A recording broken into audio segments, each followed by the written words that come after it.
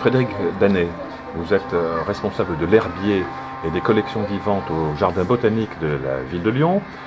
Mais à titre personnel, vous explorez les montagnes de Nouvelle-Guinée à la recherche d'espèces inconnues.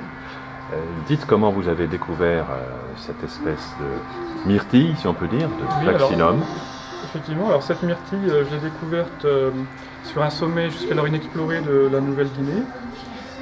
C'est une myrtille qui se distingue des autres, en particulier par la feuille qui fait une demi-spire au-dessus de l'inflorescence et qui abrite la fleur par rapport aux autres myrtilles. Il faut savoir qu'en France, on a 5 espèces de myrtilles, alors qu'en Nouvelle-Guinée, il y en a 130 et environ 450 dans le monde.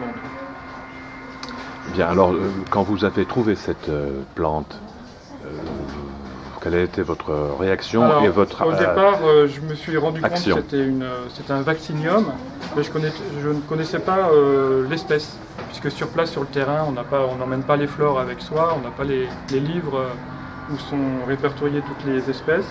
Donc j'ai ramené quelques exemplaires avec moi, et j'ai pu donc comparer la plante avec les plantes qui sont aussi également séchées en herbier, et je me suis aperçu qu'elle ne correspondait à aucune espèce connue. Donc je l'ai comparée avec les espèces connues et j'ai pu la décrire, et je lui ai donné le nom de Tectiflorum parce que justement les fleurs sont protégées sous un toit. Le toit ici, c'est la feuille qui protège l'inflorescence. Ensuite, vous avez acclimaté la fleur dans la serre du jardin botanique. Voilà, la plante, on a cultivé la plante donc depuis une dizaine d'années. Là, pour la première fois, elle fleurit depuis quelques jours ici, pour la première fois au monde. Elle est aussi cultivée au jardin botanique d'Édimbourg. On a un petit peu d'avance parce qu'à Édimbourg, j'avais envoyé seulement des graines. Donc, la plante n'a pas encore assez poussée pour faire des fleurs, elle n'est pas encore adulte. D'accord, alors quelles sont les caractéristiques de son environnement, cette myrtille exotique? Elle pousse environ à plus de 3000 mètres d'altitude sur les sommets, avec beaucoup de mousse, avec quelques conifères également qui poussent au sommet des montagnes. Alors les caractéristiques communes avec les myrtilles que nous connaissons nous, et aussi les différences finalement, parce que c'est la même famille, mais des parents éloignés. Voilà. Donc c'est la même famille, donc la famille des Ericacées, qui comprend également les rhododendrons. Alors, les bruyères, non? Voilà, les bruyères. Et les caractéristiques communes, ça va être au niveau de l'inflorescence. Les fleurs sont très similaires.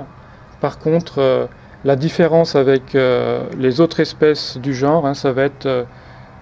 donc au niveau de la fleur, il y a des différences au niveau de la fleur, mais aussi ce qui est très particulier, c'est la feuille qui protège l'inflorescence. Très bien. Donc, elles vont désormais se reproduire ici. Alors on espère avoir, on aura peut-être des graines, il y aura sûrement quelques myrtilles après au moment de la fructification. Et peut-être qu'on pourra la multiplier, en tout cas on pourra certainement la multiplier en faisant quelques boutures. Très bien. Même si on n'a pas de graines, on peut faire des boutures. D'accord. Et la confiture?